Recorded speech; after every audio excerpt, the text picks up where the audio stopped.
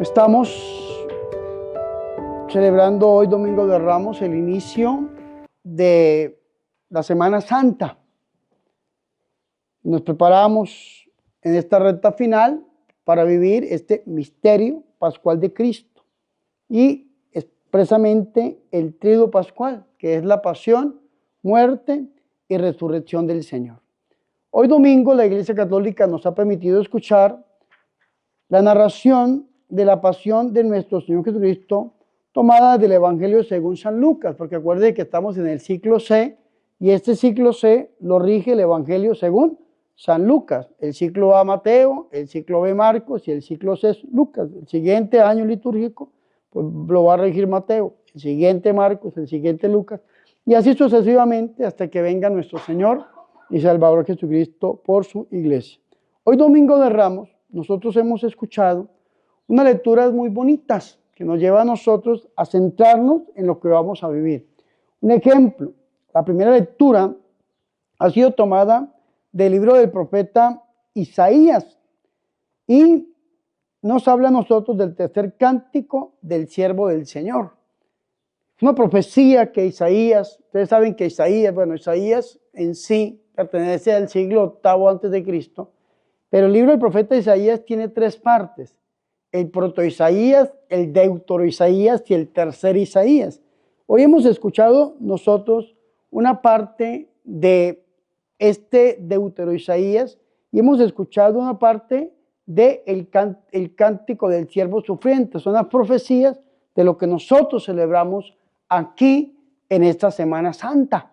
Y este Isaías, la historia lo ubica 520, 530 años antes de nuestro Señor y Salvador Jesucristo. Eso es algo de estudio bíblico cuando estudia uno ese profeta. Pero es bien interesante, mis hermanos, ver que haya sido en el siglo VIII, en el siglo VI, VII, antes de nuestro Señor Jesucristo. Siempre son profecías que nos hablan a nosotros acerca de lo que nosotros vivimos. Vea qué interesante esto, porque cuando el profeta Isaías dio esa profecía, 600 años antes, mucha gente dirá, este hombre es un mentiroso, lo que profetizó no se cumplió, pero quedó por escrito y 600 años después viene el cumplimiento. Leamos nosotros con esos ojos críticos, hermanos y hermanas, esta profecía y pensemos en lo que Isaías estaba viendo. Porque uno a veces ve algo y uno trata de describirlo. Dios le permitió al profeta Isaías que viera su pasión. 600 años antes de la encarnación del Hijo de Dios, 600 años antes de la pasión de nuestro Señor y Salvador Jesucristo. Y vea lo que dice, vea. El Señor Dios me ha dado una lengua de discípulo para saber decir al abatido una palabra de aliento. Cada mañana me espabila el oído para que escuche como los discípulos. El Señor Dios me abrió el oído y no resistí ni me eché atrás. Ofrecí la espada a los que me golpeaban, las mejillas a los que me besaban mi barba. No escondí el rostro ante los ultrajes y salivazos. El Señor Dios me ayuda, por eso no sentía los ultrajes, por eso endurecí el rostro como pedernal, sabiendo que no quedaría defraudado. Imagínense que Isaías estaba viendo cuando le pegaban al Señor, cuando escupían al Señor, cuando insultaban al Señor. Y Isaías pues no sabía quién era. Isaías dijo, este es el siervo sufriente, el siervo de Dios, el siervo sufriente. Hermanos, Isaías vio a este sumo sacerdote, Caifás, Anás y a todo el Sanedrín golpeando al Señor, pegándole, insultándolo, tratando de condenarlo. Isaías vio cómo llevaron al Señor, lo va a decir en este cántico del siervo sufriente, que no tenía aspecto humano. Hemos leído el capítulo 50, llega el culmen del 53. Uy, el 53 es duro, por tus llagas hemos sido sanados, por tu sangre hemos sido liberados, 53:5, y nos habla a nosotros de toda la pasión del Señor que lo vamos a ir viendo durante esta semana. Qué bonito Qué bonita es esa profecía del Señor. Yo cuando hago oración por alguna persona que va a predicar la palabra, yo le digo, Señor, dale a este hombre palabras de profeta y pone en nosotros oídos de discípulos. Lo saco de esta cita de Isaías 50, que dice, vea, el Señor Dios me ha dado una lengua de discípulo para saber decir al abatido una palabra de aliento, y cada mañana me espabila el oído para que escuche como los discípulos. Lengua de profeta, oído de discípulo. Una vez una persona me preguntó, Padre, ¿y de dónde saca usted esa oración? Isaías 50, léelo. Señor, dale a este hombre lengua de profeta. El profeta anuncia y denuncia, pero también acompaña, dirige, consuela y guía al pueblo de Dios. Pero también tenemos que tener oídos de discípulo para escuchar la palabra de Dios y ponerla en práctica. Y esto es lo que Dios hizo con Isaías, se lo repito. Lengua del profeta, porque anunció, pero también lo que él vio y lo que estaba anunciando, con oído de discípulo, creyó que esa profecía en algún momento de la historia se iba a cumplir. Y se cumplió con nuestro Señor y Salvador Jesucristo. Que esto que Isaías vio, que lo pone aquí en el cántico del siervo del Señor, en el cántico del siervo sufriente, pues lo hemos leído nosotros hoy en el Evangelio. Hoy, Domingo de Ramos, la Iglesia Católica nos permite meditar en los últimos 8 días de la vida de nuestro Señor y Salvador Jesucristo. Yo les decía ahorita en la procesión, entrando en el burro, que soy yo mismo, ¿sí? En esa procesión de Ramos, yo decía que en 8 días pasan muchas cosas. Y es importante, mis hermanos y mis hermanas, porque en el Antiguo Testamento, el que entró en un burro fue el rey Salomón. Y ahora el Señor Jesucristo, que es Rey de Reyes y Señor de Señores, entra montado en un burrito. Y nos enseña a nosotros la humildad, porque los reyes entraban, eran en caballos. El caballo, la autoridad de la época, ¿no? El rey entraba con su caravana, con su cortejo, y entonces entraba en la ciudad, y en cambio el Señor entra humilde en un burrito. Ese burro que lleva Jesús somos nosotros mismos. Nosotros somos el burro que carga a nuestro Señor y Salvador Jesucristo. Y si el burro iba caminando, entrando, entonces dice que entraron por el monte de los Olivos y bajaron al huerto de Getsemaní, pasaron el río y subieron hasta Jerusalén. Y ese recorrido es importante porque yo ahorita se lo voy a explicar de una manera histórica para que la entendamos. Pero resulta que cuando el Señor entra allá a Jerusalén, empieza el Señor a contradecir y una controversia contra todos los grupos sociopolíticos y religiosos de la época. Entonces estaban los 5 grandes enemigos de nuestro Señor Jesucristo en Jerusalén.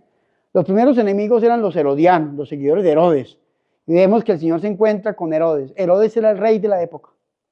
El rey de la época. Este Herodes, que nosotros leemos, en este caso, es Herodes hijo. Herodes Antipas, porque Herodes el Grande había muerto pues, en la niñez de nuestro Señor Jesucristo. Murió Herodes el Grande y este era el hijo de Herodes el Grande que se llamaba Herodes Antipas, porque Herodes tuvo varios hijos, que era tan malo que mató a sus propios hijos para que no le fueran a quitar el reino. Sin embargo, 3 quedaron vivos, 3 hijos. Arquelao, Filipo y Herodes eran los 3 hijos de Herodes el Grande. Este rey Herodes era muy amigo de los romanos y lo habían puesto con una jurisdicción sociopolítica religiosa y era un rey ilegítimo. Y este Herodes era orgullosísimo y era una persona bastante alejada de la moral y del pensamiento religioso de la época, porque era un rey ilegítimo. Entonces, este hombre tenía seguidores, porque hay gente para todo, ¿no? Para todo hay gente, y aunque era malo, tenía seguidores, se llamaban los herodianos. Y los herodianos le daban un culto al rey Herodes para decir que era el rey de los judíos y que era la persona que merecía como ese respeto delante de los demás. Sin embargo, se llamaban los herodianos, enemigos de nuestro Señor Jesucristo, porque creían que Jesucristo era rey y entonces le iba a quitar el reinado a Herodes y eran enemigos de Jesús. Los otros enemigos de Jesucristo que encontramos nosotros eran los saduceos. Los saduceos eran discípulos de un sacerdote del año 200 a.C. llamado Sadoc. Y Sadoc tenía unas creencias bastante particulares.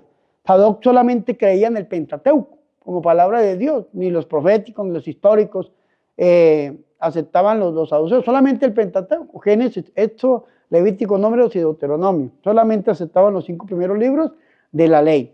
Pero también los saduceos eran como los materialistas de la época.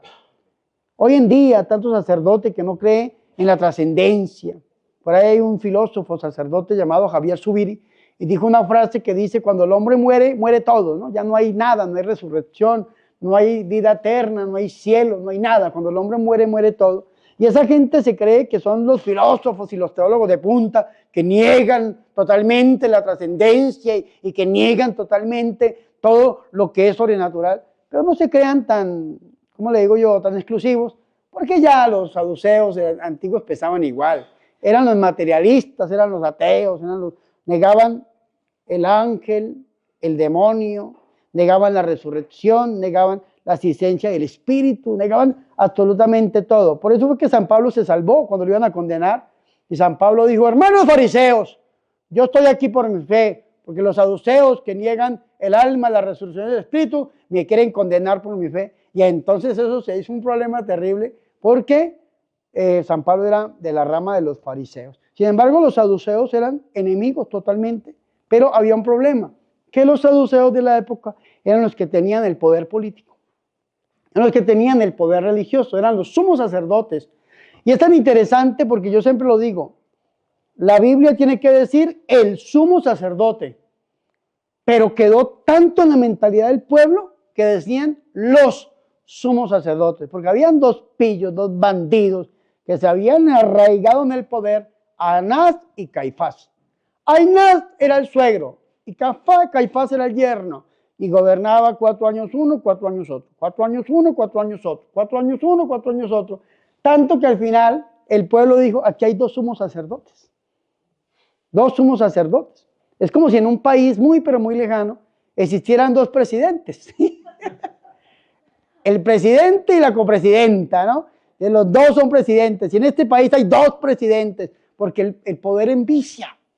El poder, cuando la persona lo tiene, se apodera tanto en él que hace lo que sea para no soltar el poder. Y lo vemos en países latinoamericanos, y no solamente en latinoamericanos, vemos países como Rusia, un hombre gobernando más de 20 años, por allá Corea del Norte, hombre gobernando tantos años en China, imperios totalmente, pero aquí en América Latina, de Cuba, hombres, una misma familia, los Castro gobernando tanto, en Nicaragua, los Ortega gobernando tanto, allá en Venezuela, ¿cómo se llama este inmaduro? Maduro gobernando tanto, ¿cierto? Y entonces el poder envicia y llevan a hacer cosas terribles, terribles, terribles, que ya los niños que crecen y un solo gobernante, para ellos es normal que exista un solo gobernante, pero nosotros los adultos que hemos visto nosotros ese proceso, decimos: este hombre se enraizó en el poder y hace lo que sea.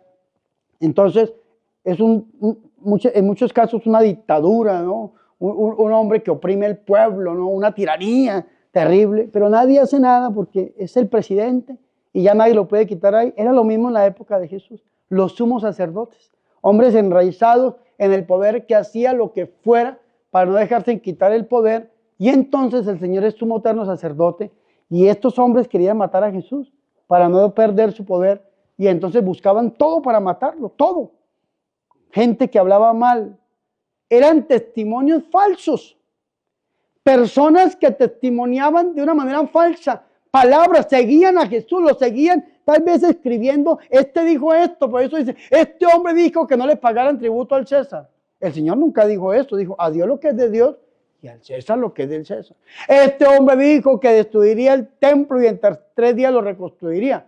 El Señor no estaba hablando del templo físico, estaba hablando de su propio cuerpo. Y entonces tergiversan la palabra, escuchan alguna cosa, y cuando vienen entonces los problemas, sueltan esas palabras de una manera diferente, metiendo en problemas a la otra persona. Y resulta que, como todos los testimonios eran falsos, porque para condenar a alguien necesitaban testimonio de 2 o 3, pues no encontraban ningún testimonio, hasta que este sumo sacerdote le pregunta a Jesús: bueno, ¿y usted es hijo de Dios?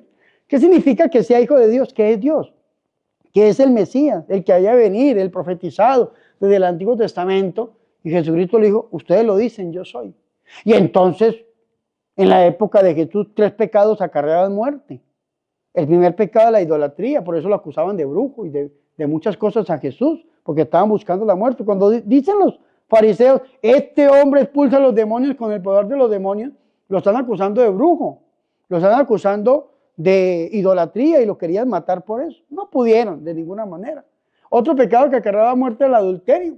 Casto como Jesús, nadie. Nosotros los curas aceptamos la castidad del celibato a imagen de nuestro Señor, aprendiendo del Señor, pero casto como Jesús, absolutamente nadie. Y por ese tema nunca acusaron a Jesús. Pero el tercer pecado era la blasfemia. Y entonces cuando le pregunta al sumo sacerdote, ¿eres tú el Hijo de Dios? Dije, sí, tú lo dices, yo lo soy. ¿Qué dijo el sumo sacerdote? Se rasga las vestiduras y dice, ¿para qué necesitamos testigos? Si ya ustedes los han oído con sus propios oídos, este hombre ha blasfemado porque se está haciendo igual a Dios. Jesucristo es Dios. Él mismo lo dijo y por eso lo mataron, porque dijo que era Dios. Y lo llevaron a la cruz por blasfemia, pero ya había dicho el Señor la noche anterior, a mí la vida no me la quita nadie. Yo la entrego por los que amo, doy la vida por mis amigos. A Jesús nadie le está quitando la vida, solamente se está cumpliendo esa profecía. Y vea qué interesante esto, los saduceos hacían lo que fueran por enraizarse en el poder y nadie se lo quitaba. Los otros enemigos de Jesús eran los fariseos. Y por esas razones que le mandaban con Jesús, Jesucristo entró a Jerusalén, le mandaban, vaya un fariseo. Y entonces fue un maestro de la ley, un fariseo, y le preguntó al Señor, Señor, ¿cuál es el mandamiento principal? ¿Cierto? Y entonces el Señor le responde desde Deuteronomio capítulo 6, versículo 4, amarás al Señor tu Dios con toda tu mente, con todo tu corazón, con toda tu alma, con todas tus fuerzas. Y el segundo semejante a este, y a tu prójimo como a ti mismo. Sabiendo que del Evangelio de Mateo y de Marcos son dos mandamientos, amar a Dios y amar al prójimo. Y en Lucas solamente es uno. Porque en Lucas amar a Dios y al prójimo convergen en lo mismo. Por eso decía San Felipe Neri, abandonar a Dios por Dios no es pecado, cuando tenía que dejar la oración para asistir a algún enfermo o a algún pobre. ¿Vas a abandonar la oración para asistir a un pobre? Cambiar a Dios por Dios no es pecado, decía San Felipe Neri. Porque en el Evangelio de San Lucas resulta que es un solo mandamiento, uno solo, no son dos como Mateo y Marcos, es un solo mandamiento, amar a Dios y al prójimo como a uno mismo, un solo mandamiento. Y entonces este fariseo pues se fue. Los saduceos, al ver que Jesús había vencido a los fariseos con una palabra, llegaron a preguntarle, Señor, y una mujer que se casó con 7 hombres y los 7 murieron sin darle hijos, ¿de quién va a ser esposo? Los saduceos no creían en resurrección, ni en alma, ni en el espíritu. Y entonces el Señor le dice, ustedes malentienden, malinterpretan las escrituras, aunque la leen no la entienden. Porque hay mucha gente que lee la Biblia pero no la entiende. Y entonces el Señor Jesucristo, como los saduceos solamente aceptaban el Pentateuco, los 5 primeros libros, pues les pregunta, ¿qué dice la ley? ¿Qué dice la ley? Y entonces, inmediatamente estas personas pues no saben responderle al Señor y el Señor les gana esta controversia. Pero también hay otros enemigos de Jesús, los herodianos, los saduceos, los fariseos, los escribas. Los escribas eran los teólogos de la época y los fariseos eran los seminaristas de la época. Hoy en día que haya tanto teólogo loco y que niega totalmente la divinidad del Hijo, eso no es nuevo, eso ya viene desde el Antiguo Testamento y desde la época de Jesús, que niegan absolutamente todo. Y seminaristas que se creen iluminados y que pueden leer a cualquier teólogo y repetir todo lo que dicen detrás de un escritorio, pues tampoco es nuevo, eso ya viene desde la antigüedad. Sin embargo, esas personas buscan la caída de nuestro Señor Jesucristo y observan a Jesús desde que el Señor entra en Jerusalén. ¿Y por qué observan a Jesús desde que el Señor entra en Jerusalén? Por lo siguiente, vean. Porque desde el Antiguo Testamento se hablaba de la Pascua, y la Pascua es el paso. Allá en el Antiguo Testamento, 400 años duró el pueblo esclavizado en Egipto, 430 exactamente, y entonces el Señor le manda a que tienen que celebrar la Pascua, y para celebrar la Pascua tienen que matar un cordero y todo lo que nosotros conocemos. Y esto. Entonces ellos tomaban a un cordero perfecto, un cordero sin enfermedades, sin deformaciones, sin manchas, un cordero bonito, y entonces entraban por el Monte de los Olivos y soltaban el cordero, lo soltaban. Y el sumo sacerdote empezaba a seguir el cordero, a seguirlo, perseguirlo. Y lo perseguía, lo observaba el cordero. Comía pasto, hacía aquí una cosita y la otra, y estaba quedándose el cordero. Y lo perseguían hasta que llegaba el día en que lo encerraban para el sacrificio. Eso mismo hicieron con Jesús, porque Jesucristo es el Cordero de Dios que quita el pecado del mundo, nos dice a nosotros San Juan en el capítulo 1. Y entonces cuando el Señor entra en el burrito, como el rey Salomón, que viene en burro humildemente, entra como el Rey de Reyes y Señor de Señores, y por eso le dicen, Hosana, bendito el que viene en el nombre del Señor. el Señor entra a Jerusalén y los sumos sacerdotes, los enemigos de Jesús, los herodianos, los saduceos, los fariseos, los escribas, los ancianos, siguen a Jesús observándolo, como observaban el cordero que tenían para el sacrificio. Lo observaban y lo observaban para ver qué hacía. Y lo observaban en este caso para contradecirlo, para buscar su caída, para buscar su muerte, porque los sumos sacerdotes y los ancianos seguían a este cordero físico para llegar el día en que lo tenían que sacrificar para celebrar la Pascua. Y es bonito esto porque Jesucristo es el Cordero de Dios que quita el pecado del mundo. Y estaban persiguiendo a dos corderos, un animalito que habían guardado sin mancha, bonito, y al verdadero Cordero de Dios que es nuestro Señor y Salvador Jesucristo. Y solamente nos dice la Biblia que ese día solamente sacrificaron a uno solo. De estos dos sacrificaron a uno. Ustedes saben que ese animalito se salvó. Esa ovejita, ese corderito no fue sacrificado. Porque cuando el Señor Jesucristo fallece en la cruz, se rasga el velo del templo. Y al rasgarse el velo del templo, no hubo sacrificio en esa Pascua. Porque solamente un cordero puede morir por nosotros para darnos vida y vida eterna, y es nuestro Señor y Salvador Jesucristo. ¿Y cómo murió el Señor? ¿Cómo murió el Señor? Pues nos lo relata a nosotros hoy el Evangelio de San Lucas. El Señor y Salvador Jesucristo, hemos leído San Lucas en el capítulo 22 y 23. El Señor y Salvador Jesucristo, pues después de que entra, baja a Jerusalén y está estos 3 días, nosotros decimos que entró el domingo de Ramos, para ellos era el primer día de la semana, el domingo, el día del Señor. Lunes, martes y miércoles contradice el Señor Jesucristo a todos los enemigos, y ya viene el jueves, viernes, sábado, que es el misterio pascual de Cristo. El jueves el Señor Jesucristo, ahí lo dice Luisa Picarreta en el libro que vamos a meditar en esta Semana Santa, las horas de la Pasión, que es el jueves sobre las 4 de la tarde, ¿cierto? Aproximadamente. Empieza el Señor Jesucristo y se reúne con sus discípulos y celebra la institución de la Eucaristía. La institución del orden sacerdotal. El mandamiento del amor. Lo que nosotros celebramos, hermanos y hermanas, el jueves en la tarde, porque el jueves en la mañana, aunque hoy en día lo han cambiado mucho, se celebra la misa crismal, la misa con el obispo, la renovación de los compromisos sacerdotales. El jueves en la mañana el obispo bendice 2 óleos y consagra uno. El jueves en la mañana el obispo bendice el óleo de los catecúmenos, que es un óleo exorcizador, y la unción de los enfermos, el óleo de los enfermos para la unción de los enfermos, y consagra el santo crisma. El santo crisma no es bendecido, es consagrado. ¿Por qué? Porque ese aceite, ese crisma, que es el único aceite que tiene olor, el olor a Cristo, que tiene perfume, es el que utiliza Dios a través de la iglesia para comunicar el Espíritu Santo. Entonces, se utiliza el santo crisma en el bautismo, se utiliza el santo crisma en la confirmación, se utiliza el santo crisma en el orden sacerdotal. Pero también cuando un altar es fijo, que no se mueve, el altar se consagra untándole el crisma. Yo la última vez que vi eso por parte de un pontífice fue a Francisco en Panamá, cuando consagró el altar de la antigua, untándole el crisma, porque cuando el altar es fijo, se consagra. Y cuando el altar es móvil, solamente se bendice para el servicio.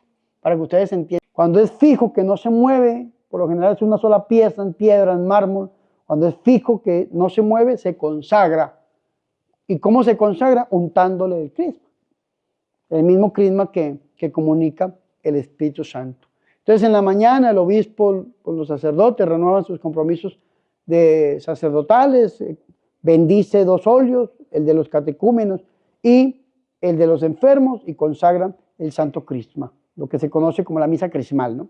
Y en la tarde entonces empieza la celebración de lo que conocemos nosotros como el lavatorio de los pies y la última cena, que es donde el Señor se reúne con sus discípulos, le lava los pies e instituye 2 sacramentos, el sacramento del orden sacerdotal, el sacramento de la Eucaristía. Y aquí viene un problema que yo tengo con la teología contemporánea. Hoy en día se dice, un ejemplo, que solamente el obispo es el exorcista del lugar, canon 1172 del derecho canónico, solamente el ordinario lugar puede ejercer exorcismos legítimos sobre los posesos o en su defecto a quien el ordinario delegue. Solamente puede ligar un presbítero que sea docto, prudente, íntegro y con espíritu de oración, dice el derecho canónico, ¿sí? Entonces, solamente los exorcistas son los obispos, y los obispos delegan a algún presbítero para que sea exorcista. A mí me delegó mi obispo, Monseñor Bosco en vida, en el 2017.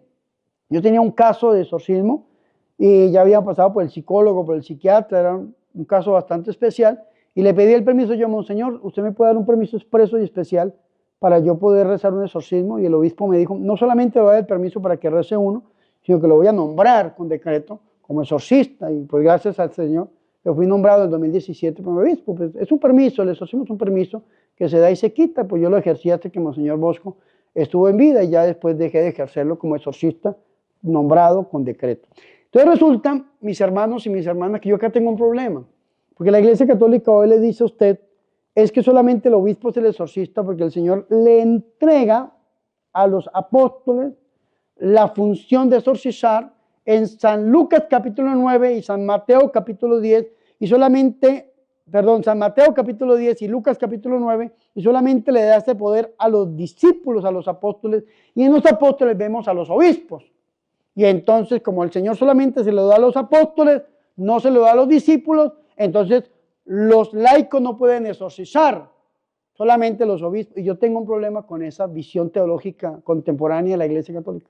Yo tengo un problema terrible con eso, porque yo creo que no es una visión muy bíblica. Algunos dirán, pero ¿por qué, Padre? Porque es que en la época que el Señor Jesucristo le entrega el poder a los apóstoles para exorcizar, los apóstoles eran laicos. Porque si nosotros creemos que el orden sacerdotal fue instituido por Jesucristo el Jueves Santo, no antes, sino que el Señor se llevó este regalo casi hasta las últimas consecuencias, la Eucaristía y el orden el Jueves Santo, antes de eso no eran. Si nosotros decimos que el Jueves Santo el Señor instituye el orden sacerdotal, antes no eran sacerdotes, eran laicos. En un primer momento el Señor se lo entrega a los apóstoles, pero también a los discípulos. Vea, San Lucas capítulo 10, versículo 17, dice que ellos regresaron muy contentos y decían, Señor, hasta los demonios se nos someten en tu nombre. Y el Señor dijo, yo veía a Satanás caer del cielo como un rayo. Cuando yo comparto con un cantante carismático que dice, como un rayo cayendo sobre mí, yo le digo, usted está mal teológicamente, porque el que cae como un rayo del cielo es el diablo. El que cae como un fuego es el Espíritu Santo. Una de las formas del Espíritu Santo, el fuego, ¿no? Como un fuego tiene que decir el cantante católico y no como un rayo. Como un rayo, dijo el Señor, veía a Satanás caer del cielo, como un rayo, dijo el Señor. Y entonces dijo algo importante, no se alegren porque el demonio se someta en mi nombre. Alégrense porque sus nombres están escritos en el libro de la vida, en los cielos. Y he aquí, 18, 19 en adelante, que yo les doy poder y autoridad sobre toda clase de demonios, serpientes y escorpiones, y no podrán ningún poder adverso contra ustedes en mi nombre.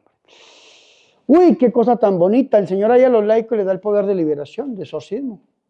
Serpientes, cuando hablamos de serpientes, hablamos de demonios llamados Satanás, que Dios lo reprenda, y escorpiones de Lucifer, que Dios lo reprenda. Muerte física y muerte espiritual. He aquí que le doy poder sobre serpientes y escorpiones, es decir, sobre todo poder del maligno. Le da el Señor el poder a los discípulos, a los laicos, de exorcizar. A los apóstoles en un primer momento, a los discípulos. Y Marcos, capítulo 16, versículo 16 en adelante, 17 sobre todo. Aunque algunos biblistas van a decir, eso es un códice diferente al códice original, porque es que el código sinaítico, vaticano, difiere totalmente del texto contemporáneo. Pero la iglesia acepta ese texto como canónico y no podemos decir que no. Sin embargo, los grandes intelectuales dicen, eso es un añadido por allá en la Edad Media, donde no podemos creer en lo que dice esto, porque así son los ateos, así sean teólogos o seminaristas o obispos, lo que sea, sencillamente van a negar. Pero Marcos en el capítulo 16, versículo 17 dice, estos son los signos que acompañarán a los que creen en mi nombre. Expulsarán demonios. Y es lo primero. Vea qué interesante esto. El Señor con el poder de liberación se lo da a sus apóstoles en un primer momento, a sus discípulos en un segundo momento y después a todo el que crea en un tercer momento. Yo por eso difiero de esta visión teológica donde dice que solamente el exorcista es una sola persona, cuando bíblicamente el Señor le da el poder a todo aquel que crea en su nombre. Primero sus discípulos, primero sus apóstoles, segundo sus discípulos y después todo el que crea en el nombre del Señor y Salvador Jesucristo. Y eso lo practicó la Iglesia Católica en la Iglesia primitiva, en los primeros siglos. Todo bautizado, todo el que creyera en el Señor podía llegar a exorcizar. Hoy en día se dice, no, solamente esta persona porque recibió de parte del Señor y estos no porque no recibieron de parte del Señor. Sin embargo, el Jueves Santo vamos a ver que el Señor hasta ese día instituye el orden sacerdotal. Entonces la Biblia latinoamericana en Santiago capítulo 5 versículo 13 y 14, cuando nos habla a nosotros acerca de la unción para el perdón de los pecados, dicen, y los apóstoles siendo laicos administraban sacramentos y exorcizaban a las personas. Siendo laicos, dice ese comentario de la Biblia latinoamericana. Sin embargo, eso es un comentario que yo hago, que la iglesia debería tener una apertura más fuerte, ser más abierta hoy en día a esa lucha contra el mal.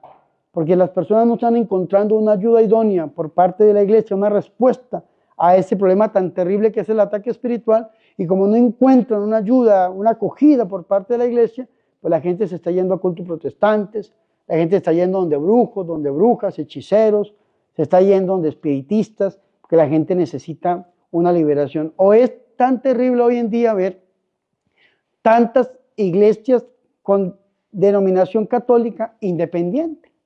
Ya no son pastores protestantes los que ponen su iglesia en un garaje, sino que hoy en día estamos viendo curas, sacerdotes, que tienen sus iglesias independientes. ¿Por qué? Porque no encuentran acogida en los obispos y en la iglesia para poder ejercer un ministerio como este, el ministerio de liberación. Es más, yo me he preguntado siempre, ¿por qué será que la iglesia se opone tanto a la lucha contra el mal? Sacerdote que se levante a ejercer ese ministerio de Jesús es perseguido, acabado, arrastrado y totalmente fulminado. Y yo creo que la Iglesia Católica debería abrirse un poco más a esta lucha en contra del mal, teniendo una verdadera pastoral de la salud y una verdadera pastoral de liberación donde las personas necesitan el acompañamiento de la iglesia. Cierro mi paréntesis. Antes del Jueves Santo, los apóstoles y discípulos eran laicos. Después del Jueves Santo, los apóstoles fueron instituidos como sacerdotes, el orden sacerdotal. Y la Eucaristía, donde encontramos el cuerpo del Señor. Después de que el Señor ya celebra ahí la última cena, los apóstoles, pues el Señor les anuncia que va a ser capturado, que va a ser el Señor Jesucristo entregado por uno de sus discípulos. Yo le llamo a esto una asignación satánica, que prediqué hace 8 días en la Granja La Inmaculada, allá en Colombia. Prediqué acerca de esto, cuando el demonio asigna a una persona para dañar a otro. En este caso, el asignado fue un discípulo llamado Judas, el Iscariote, que se dejó llevar por la ambición y vendió a su maestro, a nuestro Señor y Salvador Jesucristo, por 30 monedas, cumpliendo las grandes profecías del Antiguo Testamento. El Señor sale de la iglesia del cenáculo y pasa el río Brown, creo que se llama, llega al huerto de Getsemaní. El huerto de Getsemaní, la montaña se llama el Monte de los Olivos.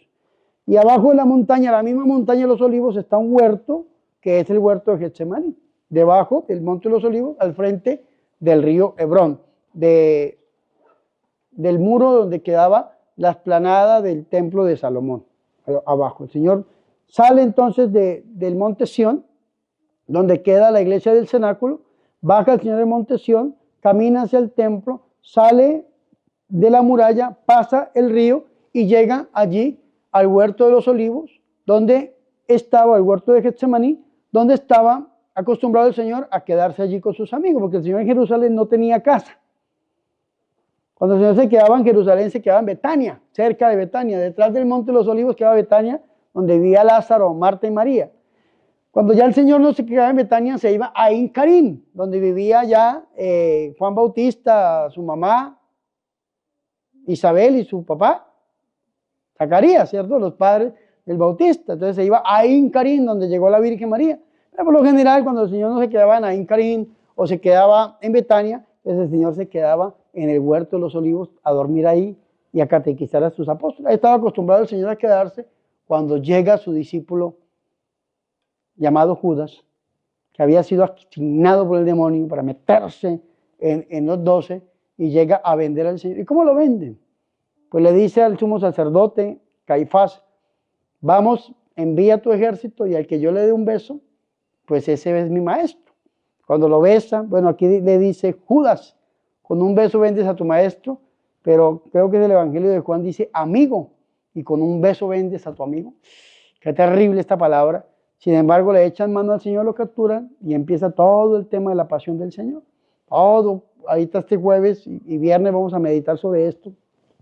Este jueves en la noche el Señor Jesucristo pasa de mano en mano. 7 lugares va el Señor, que son los 7 monumentos que visitamos nosotros el jueves, ¿cierto?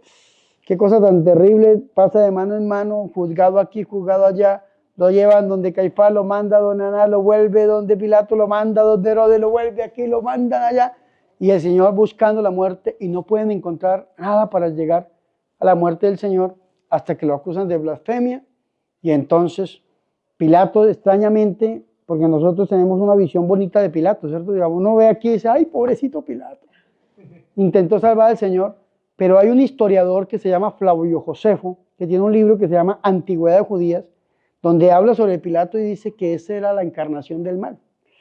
Pilato era malo, tan malo, ¿se acuerda que le dijeron, Señor, Pilato mató a unos galileos mientras hacía un sacrificio y mezcló su sangre con la de los animales del sacrificio? Porque así era Pilato, era pero terriblemente malo. Sin embargo, aquí vemos una dimensión bondadosa de un hombre malo, un hombre romano que gobernaba, y es que trató de salvar a Jesús nuestro Señor. Es una dimensión rara, sí dicen los historiadores, pero hasta bonita, ¿no? Un hombre malo que intenta hacer el bien y un hombre bueno que hace el mal. El hombre bueno es Judas, apóstol, 3 años con el Señor, hizo milagros, expulsó demonios, sanó enfermos, misionó, hizo y deshizo. Un hombre bueno que hace el mal y un hombre malo que quiere hacer el bien. Pilato es un hombre malo, pero quiere hacer el bien. Entonces, Pilato ve en el Señor y la esposa de Pilato dice, el Evangelio de San Juan, que dice, no te metas con este hombre, no te metas con este hombre. Y ojalá que los hombres aquí tengan mujeres, que cuando el hombre vaya a cometer un error, la mujer le diga, no lo hagas, mi amor. Mira que vas por el camino equivocado, por favor detente. O el hombre, cuando su esposa vaya a cometer un error, el esposo le diga, mi amor, no obres así, mira que estás mal. Sin embargo, Pilato recibió el consejo de su esposa, he soñado toda la noche con este hombre, por favor no te metas con este hombre, sálvalo, sálvalo, no lo hagas. Y hermanos, Pilato se intentó, un hombre malo, que según Flavio José fuera la reencarnación del diablo, intentando salvar al Señor. Ahí es donde tiene el diálogo con el Señor Jesucristo, desde el Evangelio de San Juan, preguntándole sobre la verdad y preguntándole si es el Hijo de Dios, si es el Rey de los judíos. Ese diálogo tan bonito, queriendo salvarlo. Por eso Pilato, en ese momento tan terrible, lo manda donde Herodes. Herodes se burla del Señor. Herodes era un gigoló, un homosexual, era una persona terriblemente mala y quería, a ver, hazme un milagro, tú que haces milagros, quiero ver uno. Y el Señor Jesucristo ni una palabra le responde a Herodes, calla totalmente, ¿no? Porque cuando es una gente idiota que no merece una palabra, es mejor quedarse uno callado, ¿cierto? ¿Para qué llegar a contradecir o decirle a alguna persona de estas? Y sin embargo se lo devuelve a Pilato, y entonces Pilato saca otra carta y dice, no, pues Barrabás, ¿no? Barrabás había hecho una revuelta y había matado, Barrabás era un asesino, había matado a una persona, lo tenían en la cárcel, dice Pilato, pues cada año le suelto yo a un bandido, pues yo no creo que escojan los judíos a un bandido como Barrabás y condenen a un hombre como Jesús. Entonces le saca esa carta, dice, vea, yo cada año le suelto a un bandido, y este año tengo al peor de los peores, tengo a Barrabás en la cárcel. Y entonces la gente gritaba, según la película La Pasión de Cristo de Mel Gibson, Yesí Barrabás, ¿cierto? Suelta a Barrabás, Yesí Barrabás, suelta a Barrabás. ¿Y a Jesús qué hago con él? Crucifícalo. La misma gente que hoy domingo de Ramos sacó sus ramos y decía, Hosana, bendito el que viene en el nombre del Señor, esa misma gente es la que está gritando, crucifícalo. Mi mamá tiene una palabra que me gusta mucho repetirla este día. Alábate, pato, que mañana te mato. El que te alaba hoy, el que te ay, eres el mejor, y te sube como palmera, te suelta como coco.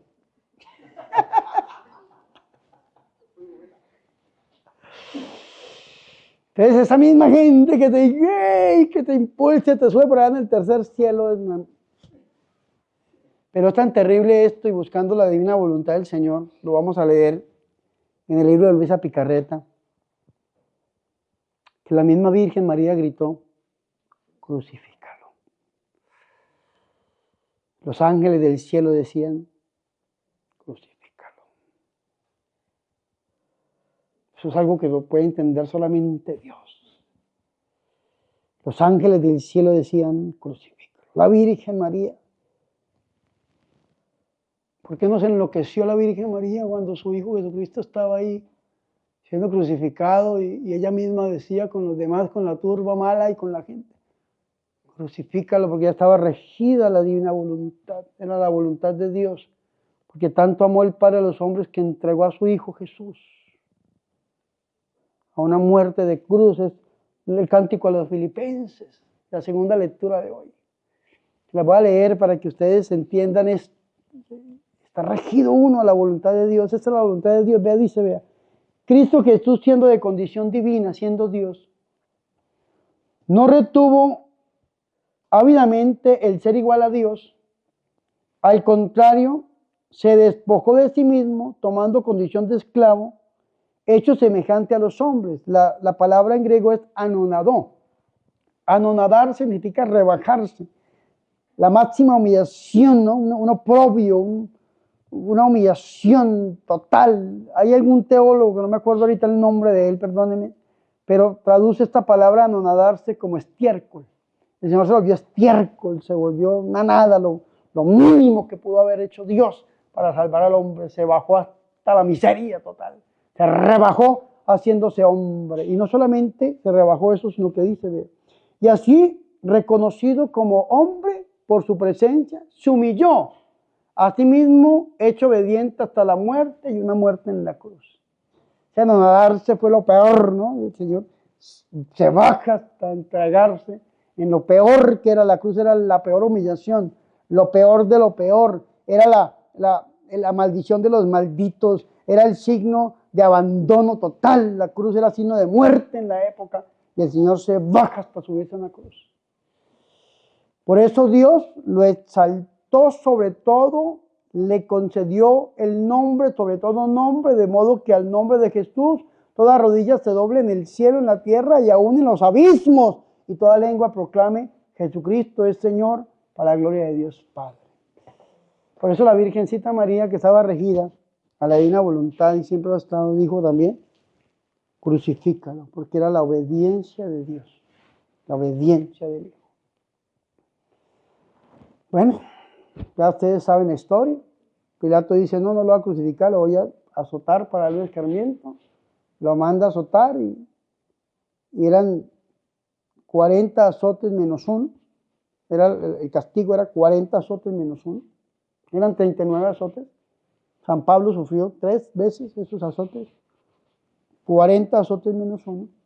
Sin embargo, el diablo, no tengo yo otra explicación, movió la mano de estos soldados tan terribles y le dieron 5,000 azotes. Según dicen los místicos, ¿no? 5,000 azotes. ¿Por qué? Porque con 40 azotes todavía tenía apariencia humana. Isaías 53 dice que no tenía apariencia humana. Era como un cordero llevado al matadero. Y lo azotaron tanto que lo destruyeron totalmente. Su misma carne fue inmolada por esos azotes totalmente. Que cuando Mel Gibson hizo su película, quedó corto en tratar de representar desde la visión mística de muchas personas, entre ellos Ana Catalina Emery con la amarga pasión de Cristo, Luisa Picarreta con estas horas de la pasión o libro del cielo, y muchos otros místicos que han visto como Isaías vio 8 siglos o 6 siglos antes de Cristo. Esas personas vieron también este acontecimiento, y Mel Gibson trata en esa película de la pasión de Cristo de plasmar un poquito y queda corto. Los enemigos dicen, oh, y eso parecía un matadero, una carnicería, pero la Biblia lo dice, fue llamado al matadero y no tenía apariencia humana. Pero ven a Pilato y el eche homo, y ahí el hombre, ¿no? Totalmente inmolado por amor a nosotros. Y Pilato, lo sacan y se lo llevan. Simón, el sirineo, le ayuda a cargar la cruz. Llevan, a mí me impacta esto, son palabras que a mí me impactan, perdóname que me alargue un poquito, pero son palabras que me impactan porque dice que Jesucristo iba con su cruz y al lado de él iban también otros bandidos, otros malhechores. Es decir, Jesucristo era un bandido más. Y es que la Biblia lo dice, ¿no? Y iban con él también otros dos bandidos, otros dos ladrones, otros dos malhechores, otros dos, es decir, que ahí incluían al Señor Jesucristo. Fue tanto la ignominia, lo oprobio del Señor, que el Señor Jesucristo pasó por uno más, un bandido más, una persona mala. Llegan a la cruz, estaban ahí ya los tres. El Señor Jesucristo había vivido todo el Vía Crucis que tenemos nosotros los católicos, que hace parte de la tradición de la iglesia, Vía Crucis, ese camino de la cruz. Vía Crucis es camino de la cruz. Desde que es juzgado allá por Pilato, lo sueltan y empieza el Señor Jesucristo a caminar. Esas 14 estaciones que meditamos nosotros los viernes, sobre todo los viernes de Cuaresma y sobre todo el Viernes Santo. Y ya cuando el Señor llega, lo suben a la cruz al lado de estos ladrones. Y aquí hay dos personas malas igual. Pero uno malo quería hacer el mal y uno malo quería hacer el bien. Uno malo le dice, ¿usted qué dice que es el Hijo de Dios? A ver, sálvate a ti, sálvanos a nosotros. No, malo. Y el otro bandido, ladrón, le dice, ni padeciendo tú con Dios, porque eso dice, ni tú padeciendo con Dios, ¿te conviertes? ¿Cambia? Le dice, Señor, acuérdate de mí cuando estés en el paraíso. Y vea qué interesante esto, porque yo aquí defiendo la Inmaculada Concepción de la Virgen. Con ese texto yo defiendo la Inmaculada Concepción de la Virgen y que haya un teólogo que me lo niegue. Si no se puede defender con este texto la Inmaculada Concepción de la Virgen María. El Señor Jesucristo le dijo al ladrón, hoy mismo estarás conmigo en el paraíso, pero no había muerto todavía, no había entregado su espíritu, no había todavía el Señor entregado su vida y no había bajado al infierno, es decir, a redimir a los que estaban en el seno de Abraham para resucitar y entrar en su cortejo triunfal al cielo con todos los justos que habían esperado al Señor. Sin embargo, este ladrón ese mismo día entró al paraíso. Es decir, el Señor en la cruz le aplica los méritos de su redención para que pueda entrar al paraíso. Y eso fue lo que hizo el Señor con la Virgen. ¿Por qué la Virgen María es inmaculada? Porque el Señor le aplica los méritos de su pasión en el momento en que la crea, la Inmaculada Concepción. Teológicamente es eso.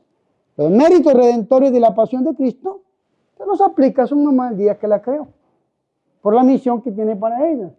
Y a este hombre que está en la cruz con él, le aplica los méritos de su redención para que entre al paraíso. Y entró antes que el rey David, antes que Abraham, antes que Moisés, entró antes que todos los profetas y los justos, antes que Abel, hermano, que esperó desde la creación del mundo, hermano. Entró al paraíso. Qué cosa tan terrible. ¿Y sabe qué era? Un ladrón. ¿Te imaginas que el ladrón hizo esto y cuando abrió, ¡oh!, estaba en el cielo? Se robó el cielo, hermano. Hasta el al ladrón que se robó el cielo, ¿verdad? Qué cosa tan tremenda. Y yo con este texto defiendo la Inmaculada Concepción. Hoy mismo dice la Biblia que Dios no es hombre ni hijo de hombre para mentir en el libro de Números. Cuando Dios promete, cumple. Si le dijo hoy mismo es porque hoy mismo entró al paraíso. Bueno, el Señor entrega su espíritu. Ustedes saben que dice el Salmo 109 que ni uno de sus huesos será quebrado, el Salmo 22 también. Entonces el Señor Jesucristo fallece, entrega su espíritu. Viene el sábado, porque eso es el viernes, a las 3 de la tarde que el Señor fallece, viernes 3 de la tarde. Hay algunos que dicen que fue el viernes 27 de abril del año 33, que es un viernes que estaba gobernando Poncio Pilato, que era el equinoccio de primavera y fue la luna llena, viernes, donde gobernaba Poncio Pilato. Hoy en día se puede saber que fue el 27 de abril del año 33. el día en que fallece el Señor y Salvador Jesucristo. Desde el calendario que tenemos nosotros, ¿no? Entonces, como venía ya, ¿cuándo inicia el día para los judíos? ¿Cuándo inicia un día para los judíos? El otro día. Para nosotros, ¿cuándo inicia el otro día? Para ti, ¿cuándo inicia el otro día? A las 12 de la noche, ¿no? Ya 12:01 ya es el otro día. Yo he perdido vuelos porque Copa dice 12:01. Y entonces a las 12:01 ya no es 12 sino 13. Y yo llego, es un día después al aeropuerto y dice, no, usted volaba ayer. Ay, ¿cómo así? ¿Qué dice 12:01? El día siguiente. ¿Cuándo inicia un día para los judíos? Cuando sale la primera estrella en el firmamento. Si la primera estrella es a las 5 de la tarde que se puede observar, ya es el otro día. Y si la estrella sale a las 6 de la tarde, que por lo general se oculta el sol, se oscurece, ya es el otro día. Pero hay estrellas que se pueden ver a las 5 de la tarde. Entonces, entre las 3 de la tarde y las 5 para los judíos, y ese era el gran sábado, el gran Shabbat, que era el día de la Pascua. Entonces necesitaban que no hubiesen personas en la cruz porque contaminaban, hacían impuro el día santo.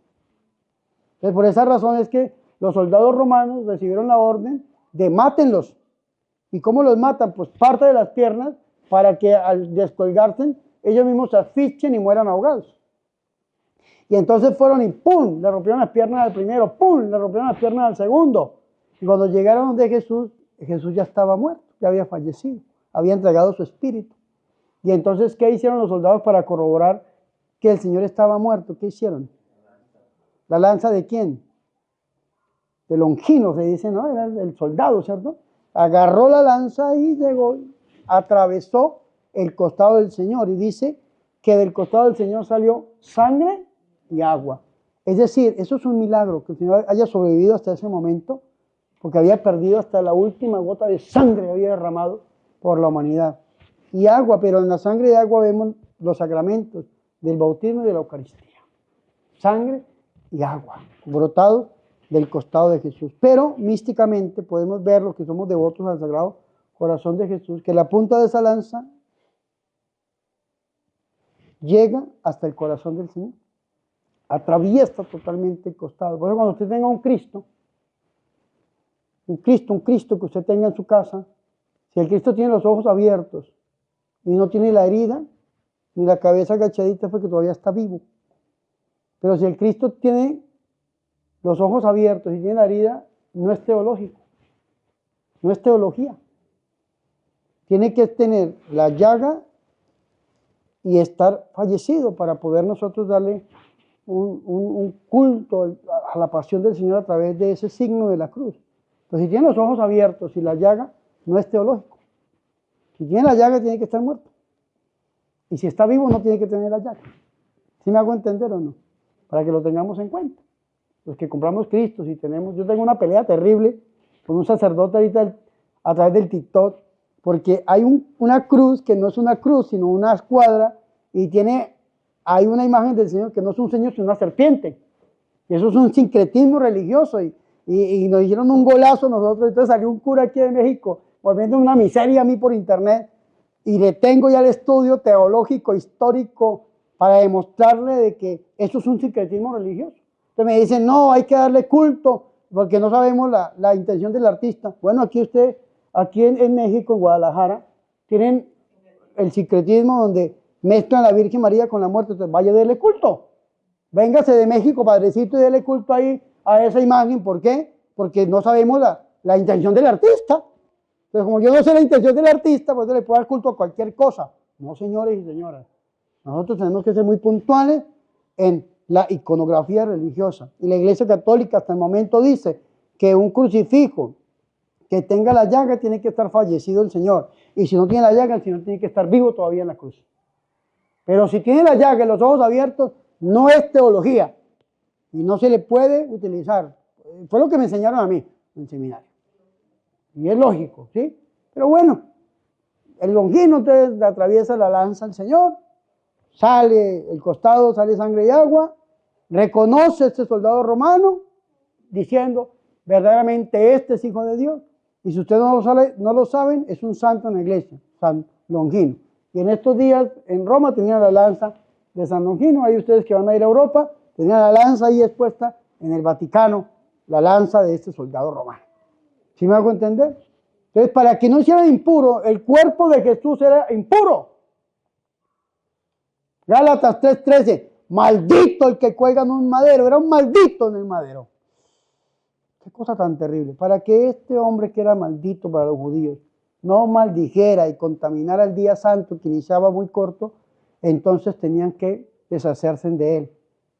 Y entonces un discípulo llamado José, que era de Arimatea, según San Juan, con Nicodemo, que había ido de noche a buscar a Jesús, pidieron que pudieran bajar el cuerpo del Señor y enterrarlo muy cerquita de donde estaba. No podían avanzar mucho, no podían buscar otro sepulcro, porque tenían el sábado ya encima. Entonces lo enterraron en un sepulcro que era de este hombre, y era nuevo, donde no había sido enterrado ninguna persona. Por esa razón usted va allá a Tierra Santa y usted sube la montañita. Hoy en día la tienen los griegos ortodoxos.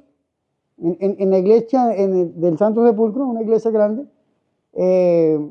creo que fue de los Saladinos, por allá en la Edad Media.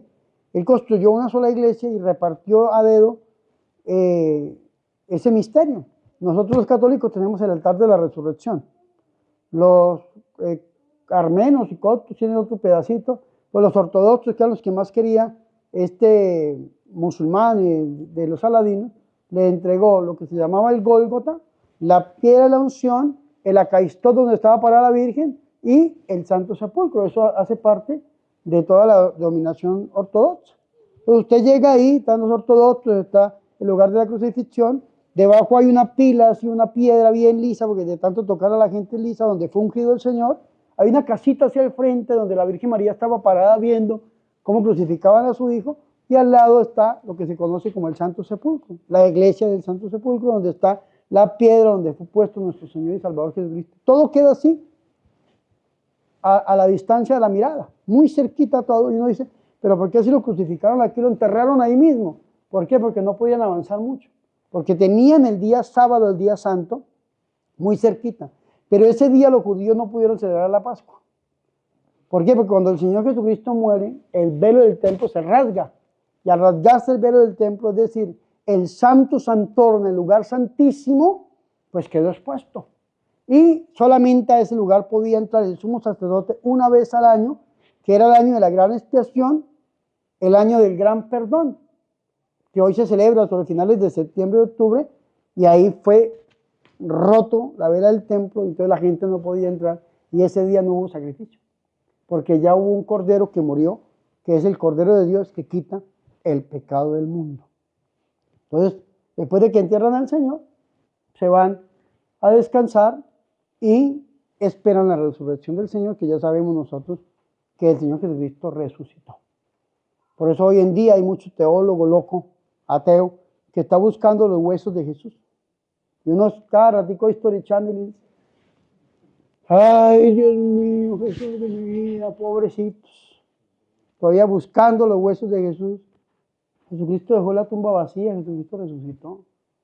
Jesucristo no está en la tumba, tampoco está en el madero. Jesucristo resucitó y ahora se encuentra en el cielo. Gloria al Padre, al Hijo y al Espíritu Santo.